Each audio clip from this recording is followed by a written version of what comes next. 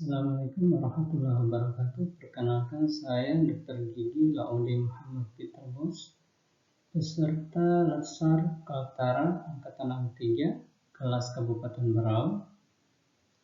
Pada video ini saya akan menyampaikan tentang rangkuman dari materi manajemen ASN dan Smart ASN.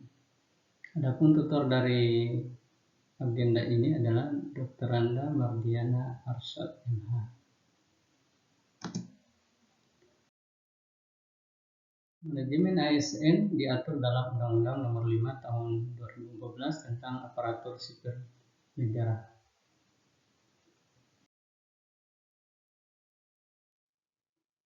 Manajemen ASN adalah pengelolaan ASN untuk membentuk ASN yang profesional, memiliki nilai dasar dalam hal ini berakhlak, kemudian beretika profesi, bebas dari intervensi politik, serta bebas dari praktek korupsi, kolusi, dan nepotisme.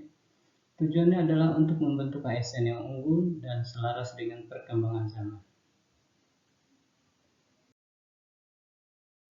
Sistem merit dalam pengelolaan ASN adalah, yang dimaksud dari sistem merit adalah kebijakan dan manajemen ASN yang berdasarkan pada kualifikasi, kompetensi, dan kinerja secara adil dan wajar, dengan tanpa membedakan latar belakang politik, ras, warna kulit, agama, asal-usul, jenis kelamin, status pernikahan, umur, dan kondisi kecatatan.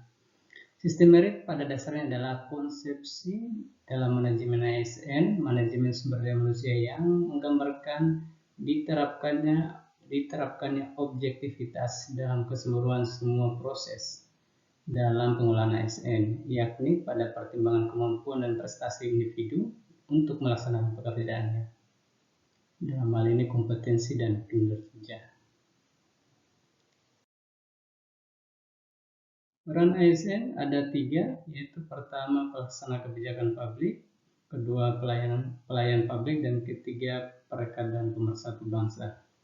Adapun tugas dari ASN adalah merupakan terjemahan dari peran ASN itu sendiri, yaitu pertama melaksanakan kebijakan yang dibuat oleh pejabat pembina kepegawaian sesuai dengan ketentuan peraturan perundang-undangan.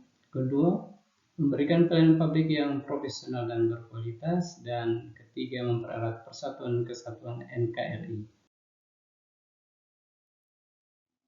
Pengelolaan ASN dibagi atas 5 poin, 5 kelompok, 5 komponen. Pertama, manajemen ASN yang dibagi atas manajemen PNS dan P3K. Kemudian kedua, pengelolaan ASN kedua adalah pengelolaan jabatan pimpinan tinggi.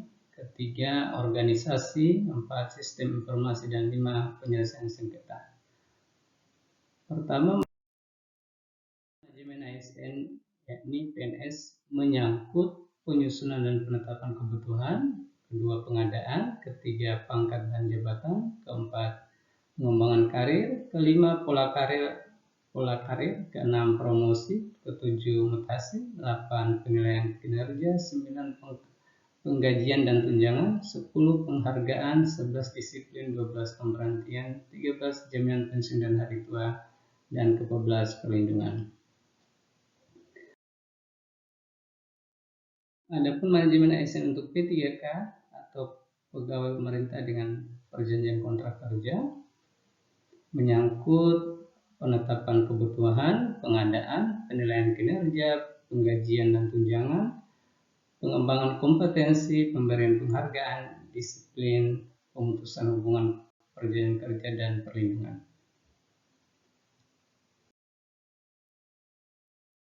Kedua, pengelolaan jabatan pimpinan tinggi dibagi atas 6 poin. Pertama, pengisian jabatan pimpinan tinggi. Kedua, pengisian jabatan pimpinan tinggi di instansi pusat.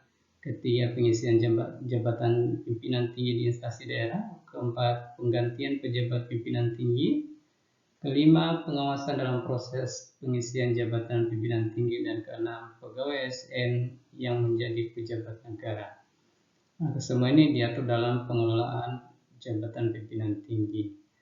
Untuk jabatan untuk pengisian jabatan pimpinan tinggi dilakukan secara terbuka dan kompetitif di kalangan PNS dengan memperhatikan syarat kompetensi, kualifikasi, kepangkatan, pendidikan dan pelatihan, rekam jejak jabatan dan integritas, serta persyaratan lain sesuai undang-undang.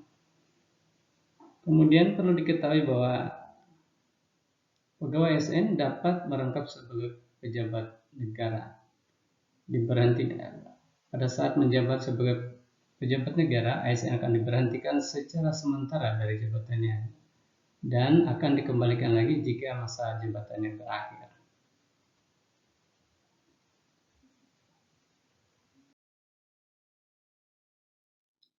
Organisasi ASN terhimpun dalam organisasi Korps Profesi Pegawai ASN Republik Indonesia. Tujuan dari organisasi ini adalah menjaga kode etik profesi dan standar pelayanan profesi ASN. Saya ulangi, menjaga kode etik profesi dan standar pelayanan profesi ASN. Dan kedua, mewujudkan jiwa korps ASN sebagai pemersatu bangsa. Fungsi dari organisasi ini adalah pertama, pembinaan dan pengembangan profesi ASN. Kedua, memberi perlindungan hukum dan advokasi terhadap dugaan pelanggaran sistem merit dan mengalami masalah hukum dalam melaksanakan tugas. Ketiga, memberi rekomendasi kepada Majelis Kode Etik instansi pemerintah terhadap pelanggaran kode etik profesi dan kode perilaku profesi. Keempat, menyelenggarakan usaha untuk peningkatan kesejahteraan anggota sesuai dengan ketentuan peraturan perundang-undangan yang berlaku. Pengelolaan selanjutnya adalah menyangkut sistem informasi ASN. Dalam mengambil keputusan, perlu data yang valid dan sesuai dengan kompetensinya masing-masing. Jadi, semua sistem informasi tentang ASN mulai dari daftar riwayat hidup, kepangkatan, pendidikan, pelatihan, secara real, secara up-to-date, tersimpan dalam sistem informasi ASN. Manfaatnya adalah untuk menjamin efisiensi, efektivitas, dan akurasi pengambilan keputusan. Kemudian sistem informasi ASN diselenggarakan secara nasional dan terintegrasi antar setiap instansi pemerintah.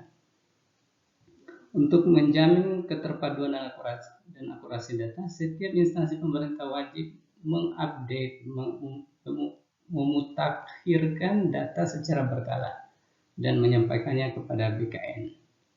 Kelima, yang perlu kita ketahui adalah sistem informasi ASN berbasiskan teknologi informasi yang mudah diaplikasikan, mudah diakses, dan memiliki sistem keamanan yang dipercaya.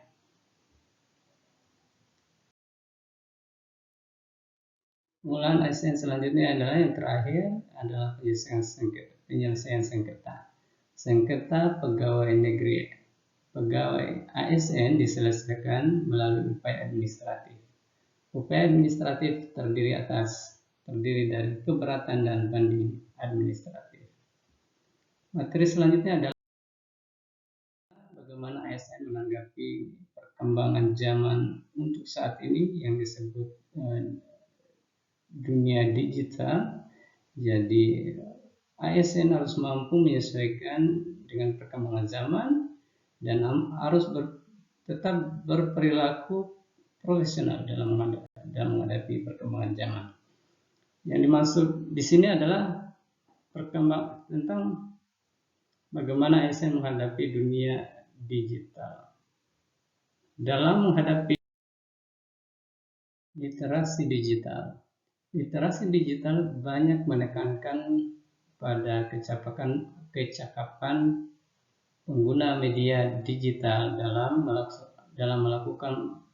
melakukan proses mediasi media digital yang dilakukan secara produktif.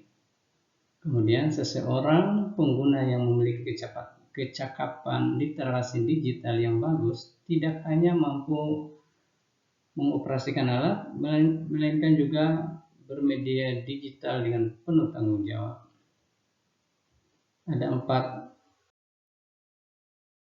hal yang perlu kita perhatikan dalam menghadapi dunia digital yang kita sebut dengan kurikulum literasi digital.